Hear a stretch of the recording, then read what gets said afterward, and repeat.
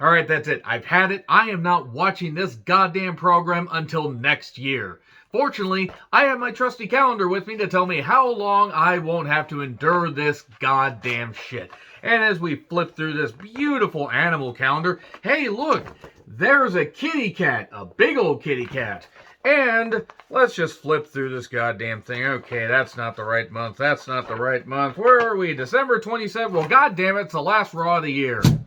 Well, anyway, I'm John Rant with my review of WWE Raw. Yes, the last Raw of the year. It ends with Vince McMahon's versions of Black.com. Have fun on seeing that. It's such good shit. Ha ha ha. Bloodbath. It's such good shit, pal. Let's get Eric Bischoff to be all oiled up and everything. Yes. So anyway, let me know your thoughts on this show in the comments, please.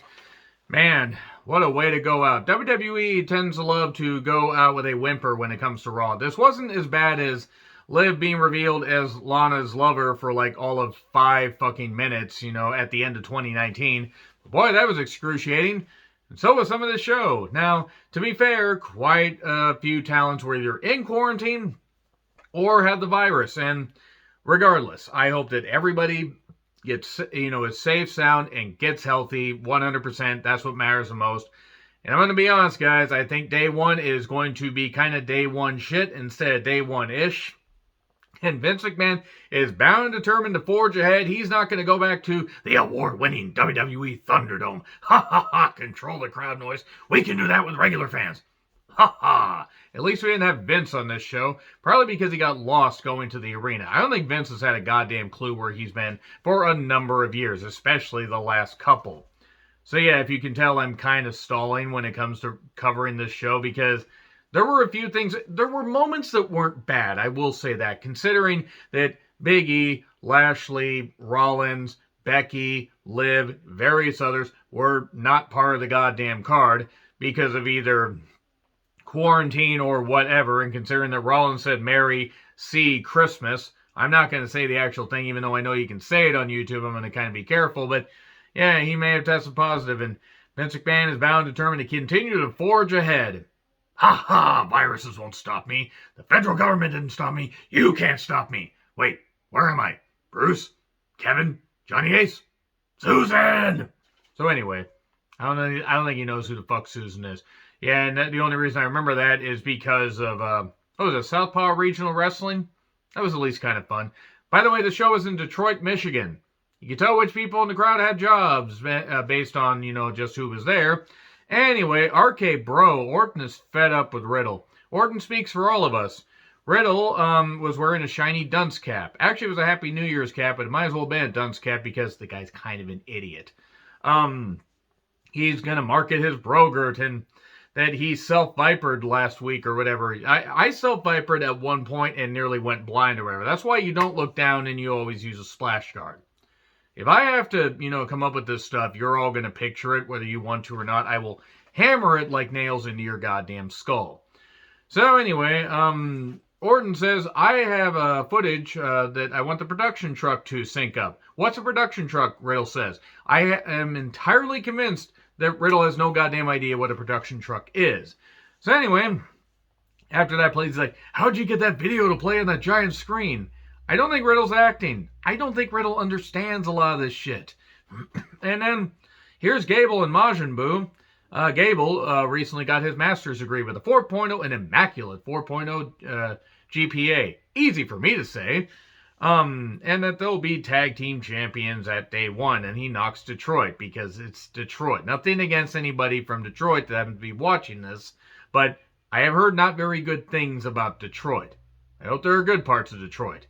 Like how the Pistons used to be good. The Lions really weren't even good when Barry Sanders was around. I think they had a couple winning seasons. I remember Barry Sanders being a goddamn beast and retiring early because he was smart. And also, what the fuck else could he do? He's Barry fucking Sanders. Hopefully just Barry Sanders, though. Barry fucking Sanders, he'd be doing a different kind of backfield and motion play on the football field. This review's really weird, but why not just have a whole bunch of fun because... A little bit of side note, guys, I've had a pretty stressful few days because of winter driving and everything, because Mother Nature has decided to say, you're going to deal with all this stuff. And fortunately, I can get to work and other people can get to work with my fucking goodness. Snow driving is not fun. So, I don't. I don't think.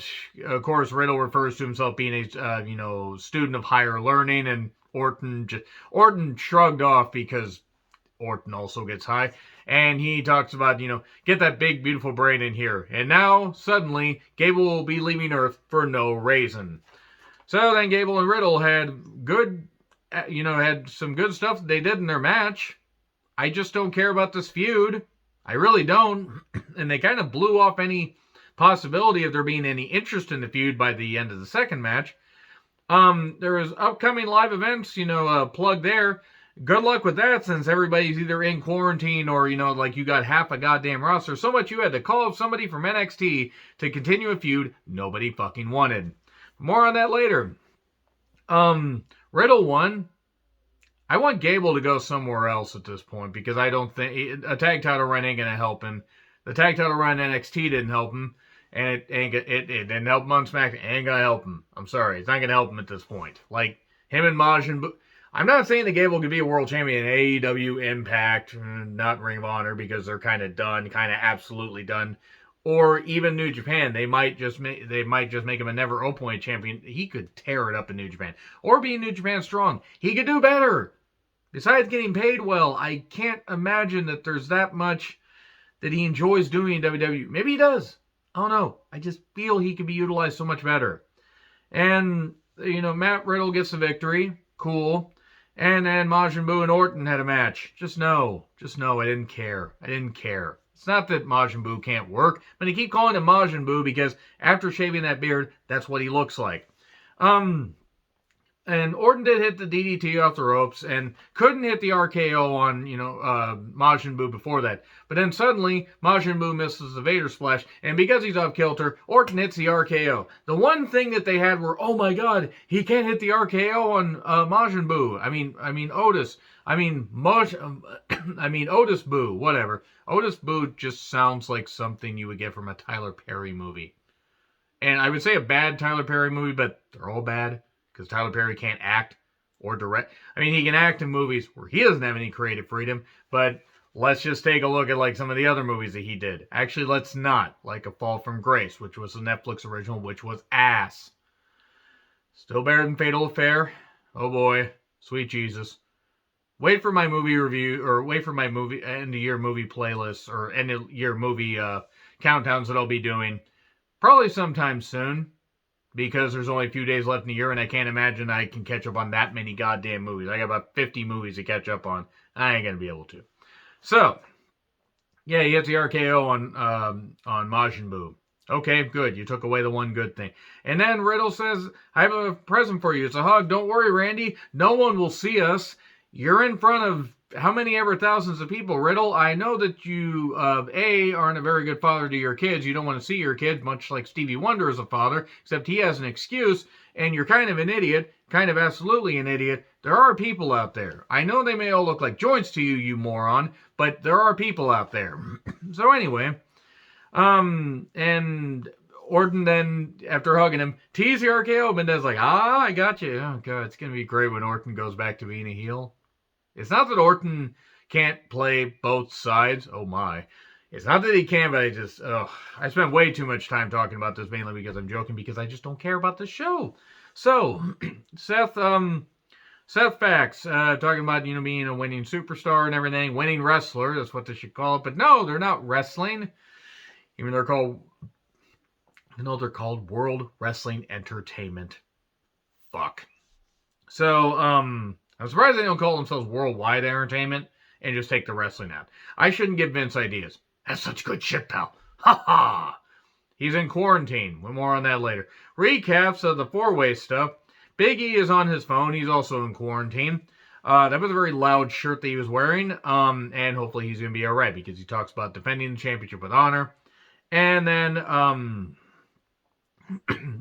Owens is, talking to Kevin Patrick, and he said, your name is Kevin? I don't like it. Pick a new name.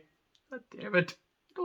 I don't know why Owens and Owens is motivated, by the way, because he got I think he's getting $2 to $3 million a year with a no-cut clause. Good on him.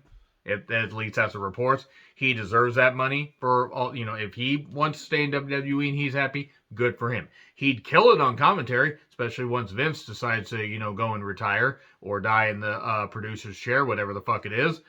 But anyway, he calls him not Kevin. It's like when I call Kevin Kirkpatrick not Sheamus. And one of my friends calls him Steve Patrick, which oddly works. It sounds like an off-brand lawyer or whatever. It sounds like a lawyer you might get, like if you just accidentally dial like one different number, 1-800-404-2100, and you accidentally do 2101, and then you get Steve Kirkpatrick instead of the really, really good one. Or 888-692-8084. And if you get that, there you go. So anyway, why is Reggie's theme so goddamn catchy? Why is Dana Brooke still a champion at the end of 2021? Why is 2021 the year of really bad champions? You have Dana Brooke, who tries. She tries. Oh my god, does she try? You had Yoshihashi as champion for almost all of 2021 because New Japan hates me. And you have Evil as a champion because New Japan also hates me. And they tease Chase Owens possibly being a champion because, again, New Japan hates me. Check out my Wrestle Kingdom predictions if you'd like. It's Dana and Reggie against Tamina and Truth. And the truth about Tamina is she wanted to be a Snuka to manhandle women, much like her... Okay, unfair. It's not her fault that her dad got away with murder. It's not, actually. And they can't mention Jimmy Snuka. They're not supposed to mention Jimmy Snuka. You can't mention who her dad is. You fuckers tributed, gave him a tribute, like when he died in 2017. Knowing all this shit came out, that Vince had paid off the police chief. Check out the Dark Side of the Ring episode on Jimmy Snuka if you don't know what I'm talking about, because that police chief's shady as fuck. Why is the 24/7 title still a thing? Owen Veer is apparently coming to Raw. Eventually. Maybe. Sorta. Oh, he's halfway there, and oh, he's veering on a prayer. Oh. So, Reggie was dressed up like that girl from that Catherine video game, as Schurmeister pointed out. Thank you, Schurmeister. I will never be able to unsee it. If you played that game, I'm sorry. It was weird. Roll up for 3. Okay, let's pick this up. So, Nikki Ash says, well, Rhea and I are going to team up and everything. We want to challenge Zelina and Carmella for the Women's Tag Team Championships. Hands up if you forgot the Women's Tag Team Championships were still a thing. Hands up if you wish that they would have replaced them with something, or if they had never brought them back, actually.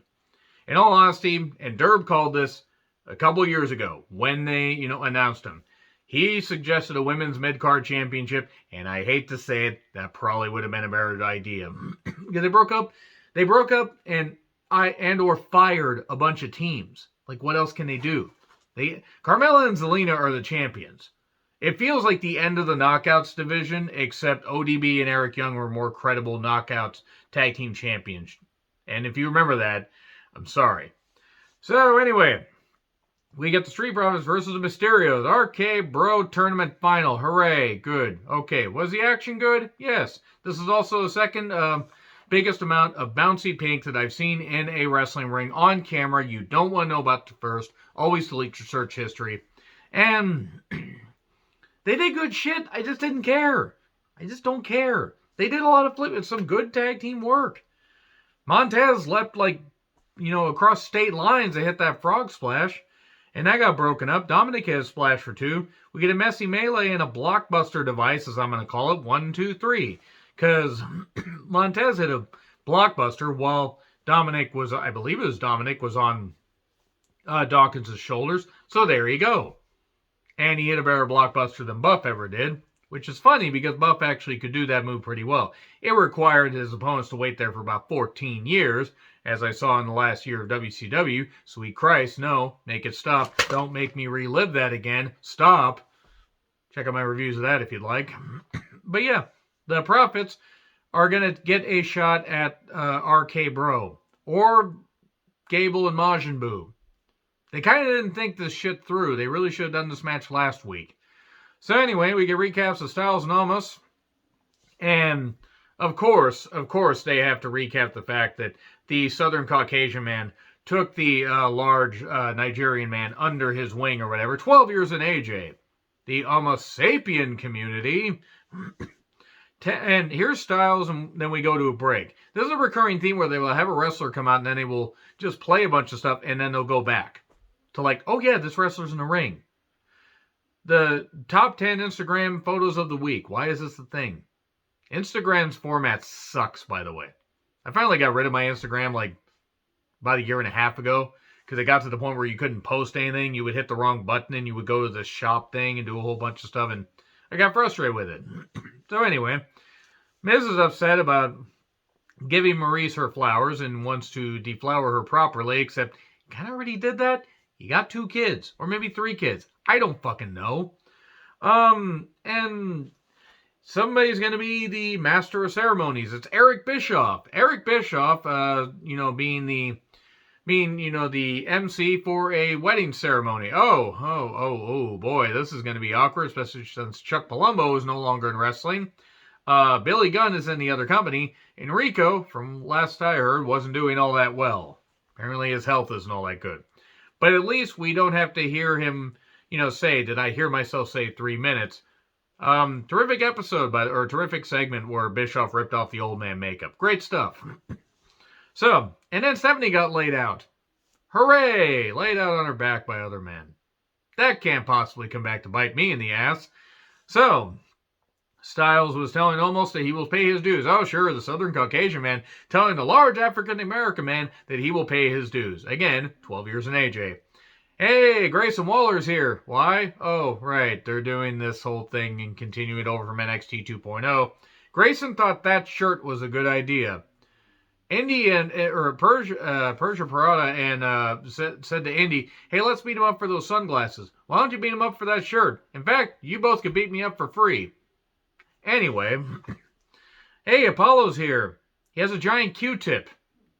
I'm just going to let that one sit there because you can probably guess the jokes. And Aziz can talk. More importantly, why can he talk? So, Carmella cuts a promo, by the way, before we had this match. It was actually not that bad. Carmella literally looks like a human pretzel recently gained sentience and is trying to talk, but is unable to do anything except almost, avoid falling over by standing up, by like trying to lean up against something. Or, maybe I'll just be distracted by a shiny object like Brian's girlfriend. What I'm trying to say is Carmella is kind of useless as a wrestler. And also Sarah must have either been in quarantine or had the holidays off because Megan, whatever her name is, nothing against her, I don't remember her last name, from SmackDown is there. Okay. At this point, just put the rosters together and just, have certain people I would just say meld the rosters enough and have certain people be exclusive because at this point they've released so many people. They might as well do it for star power. The ratings are in the goddamn toilet. So anyway, Apollo took on Styles. Hey, cool. We got a fresh match here, or at least something I hadn't seen recently. I don't remember if we actually seen this before. And great, Styles gets to do what all Southern Caucasian men want to do, and keep the African American down. Embracing his Nigerian heritage, while Aziz waits with the Nigerian no. So yeah, well worked. DVD apron bump. Why? Why the hell did they do that? Why did they bump a DVD on the apron? Why are people still watching DVDs? Watch Blu-rays? Watch 4K? Get it in 4K? Why? Oh my.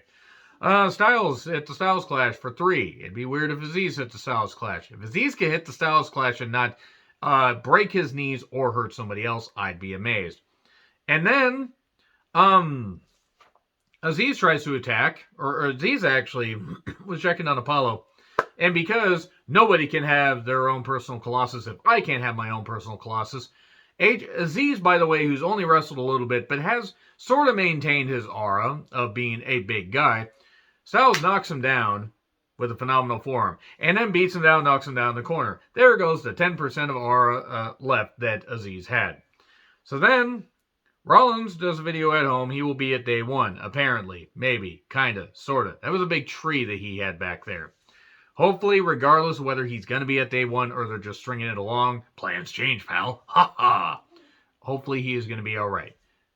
Hopefully, Becky's going to be alright. Hopefully, and hopefully their kid's going to be alright. This, this whole thing, they may just be fine, but this whole thing's no joke, so hopefully everybody in their inner circle is totally fine. So anyway, Owens then is out for an entrance and, talks about main eventing MSG at the house show that apparently did not draw very well, and judging by the crowd shots. Woo! Remember when that used to be the Howled Halls and now it's the Swallowed Halls? I knew a girl that could do that. Not Swallowed Halls. I mean, she probably could. It was more like mental lickus. Moving on from that, because one of my exes may be watching in a haze of, weird, and weird oral fixation and having her brain knocked around repeatedly from her days in college. Man, I'm just so goddamn mean. He says that he was an innocent bystander after with all this stuff that happened or whatever, and he will win the WWE Championship. Here's MVP, because Lashley's in quarantine. Everybody's in quarantine. And he said that Lashley sent this text. He's gonna rip off the wet noodle arms of Owens. He's like, there's no way that he wrote that. Don't know why that. Owens just can make any material work. And he says, my mother said I'm special. Yeah, a short bus special was the line. Whatever. I wouldn't have said that, but I don't think MVP meant anything by it. Was it a great line? No. Was it a reactionary line? Sure. It is what it is. Not okay with it, but certainly heard worse that's gotten by the censor. So, Cedric and Shelton show up. Owen says, let's just get on with this or whatever. You're going to reform the Hurt Business, not reform the Hurt Business. Cedric, get in the ring and face me. So they had a match. Why does everybody hate Byron? MVP's on commentary, by the way. And good work as expected. Cedric got a couple shots, good shots in, but we get the pop-up powerbomb and stunner, 1, 2, 3. Then Shelton gets a stunner. Remember when the Hurt Business sort of reformed and then it didn't go anywhere? And then we just remembered these guys existed? I thought they got released. I genuinely can't keep track of all the releases. I'm glad they didn't. I'm glad they're earning paychecks, but my goodness. So Ziggler without Rude makes his entrance, and we go to a break. Keep that in mind. Mike Rome then introduces a video package on Liv and Becky, which has the WWE 24 Live Forever special, which was pretty good. I did review that. And on Becky, and while Ziggler is still in the ring, could they maybe have, played this video package right after that, and then had Ziggler make his entrance, go to the break, and then come back for the match? It's just poorly paced. I'm glad that they featured this thing on Liv and Becky, but it makes me worry that they're not going to have the match. And then, Priest talks about unleashing his Damien last week. Stop thinking about it, Rox. I know you're thinking about it. And that he's had a stranglehold on the United States Championship. And so did Chris Benoit. And then he had a stranglehold on... Anyway.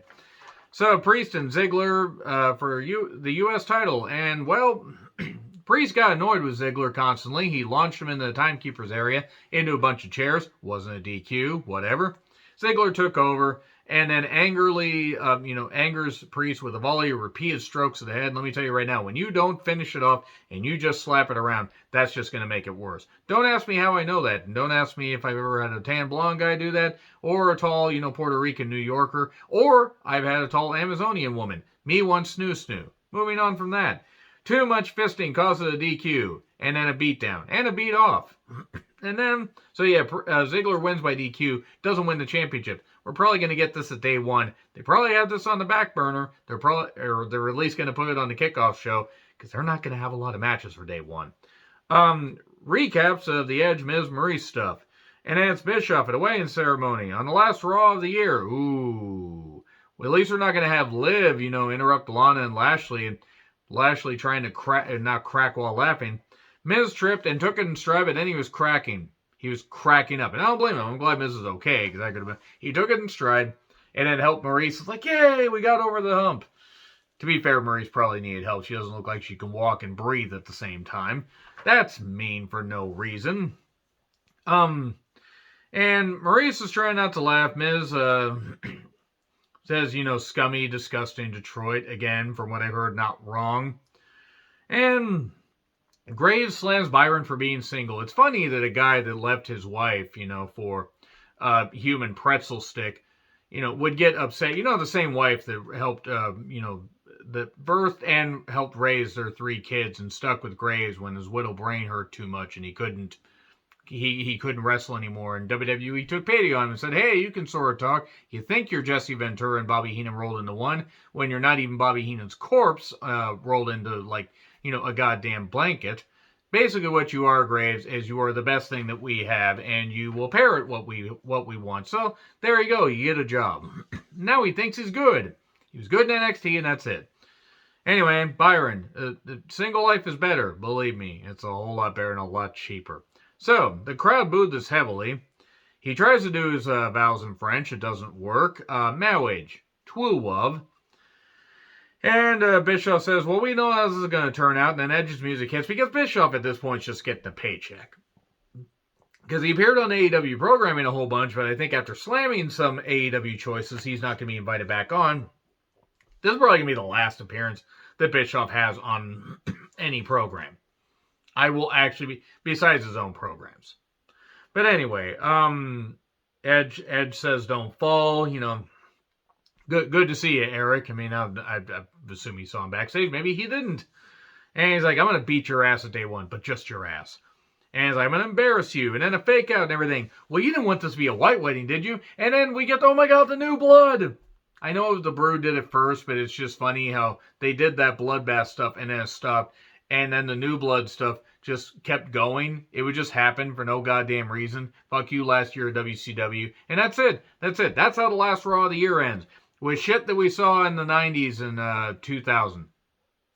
Good job. What's old is old again. Anyway, agree, disagree with what I said, like, share, subscribe, Twitter handle in the description. I'm John Ritland. Have a happy new year, guys. I'll see you soon.